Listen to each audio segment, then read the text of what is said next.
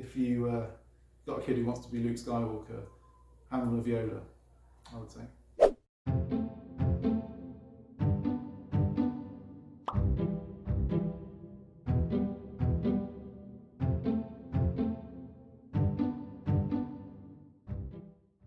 Hi, an early memory I have from my youth playing music is turning up to my very first ever local chamber music rehearsal. It was a chamber group set up by a local cellist, a really good player called Grant Burley. I felt so nervous I wouldn't get out of the car, and my dad was pulling me, and Grant came out and tried to persuade me, and I just wouldn't go. And I remember literally having my leg pulled by my dad and not letting go of the seat belt. Wouldn't get out. Went home, and just a sliding doors moment, I always think of this, where I could have stayed at home or I could have gone back, and luckily I just about plucked up the courage to go back. I'm sure my parents really cajoled me into it.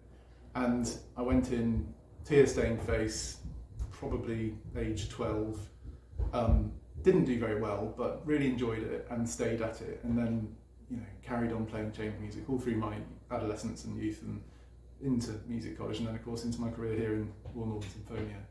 So I think that was a really important moment. I've got two of those in my life. There's that one, and then there's my swimming lessons, when I turned up to a swimming lesson and locked myself in the cubicle toilets and wouldn't come out. And that time I didn't, and I never went back to swimming, and here I am, not an Olympic swimmer.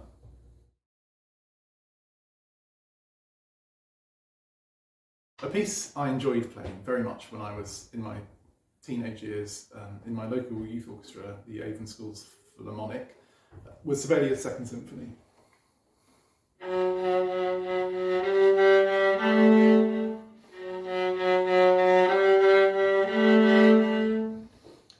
A very gentle accompaniment in the strings to a tune that comes forth in the oboes.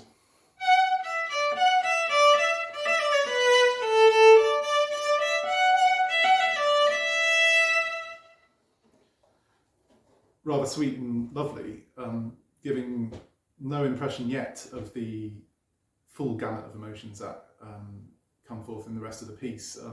There are some really fiery moments, really exhilarating moments as well, and the climactic tune in the fourth movement is something that I think most people remember when they've heard it very strongly, and it's always stayed with me. As a teenager, I think it was just the right sort of piece at the right time for me, and really got me going and got me excited about music.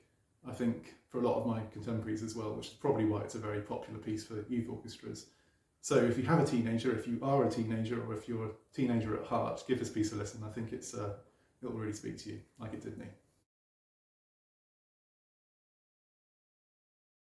When I think about what prompted me to start down the path of becoming a professional musician, there is no particular moment where I decided, because I really did always want to be one, which is a bit of a boring answer, I'm afraid, but from the moment I started playing in orchestras and chamber groups and quartets and things like that with friends and playing the beautiful music that I played back then, I knew that that was something I would always want to do, and I couldn't really not have that in my life. And I suppose growing older I realised that it could be a career, and when that happened I knew that that would be something I would really pursue, and luckily it's worked out for me.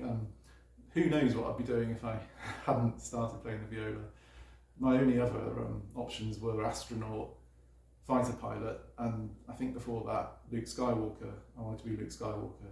So they weren't very realistic, and I'm quite glad I didn't go down those paths actually in the end. Yeah, so if you got a kid who wants to be Luke Skywalker, hand them a viola, I would say.